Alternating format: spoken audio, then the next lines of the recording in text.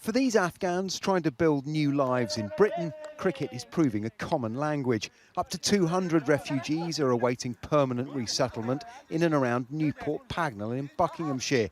The town cricket club, a diversion from uncertainty for people like Nazir, a former translator for the Royal Marines on the front line in Helmand, who fled threats from the Taliban earlier this month. It is very difficult because your children, they are going to school, and once you get any threat or intimidation later from insurgents back in Afghanistan, and you change your location, so you have to change your children's school as well. So from the beginning they start their classes, they start their lessons. It is very difficult.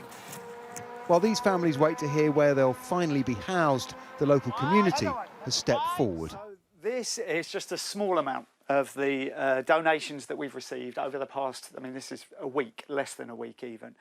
And it gives you a Baptist pastor Steve Word has helped coordinate the support. And this is what we've been overwhelmed, quite literally overwhelmed, by the compassion of a community that simply sees people in need and wants to help them. And are there any dissenting voices? Maybe one or two, but they are soon drowned out by just this overwhelming response and desire to see people treated as people. Goodwill will only go so far. Local authorities, already facing chronic housing shortages, will ultimately have to find people homes.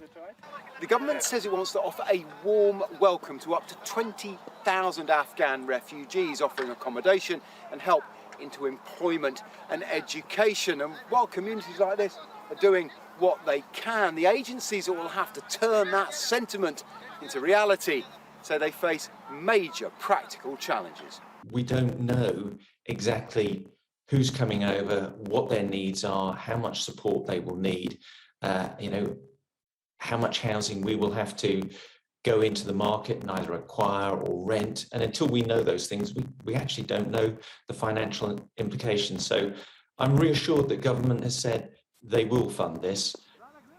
The government's plans for Afghan refugees are based on the Syrian resettlement programme, which left some facing poor accommodation and regular moves, offering refugees one thing, providing a home quite another.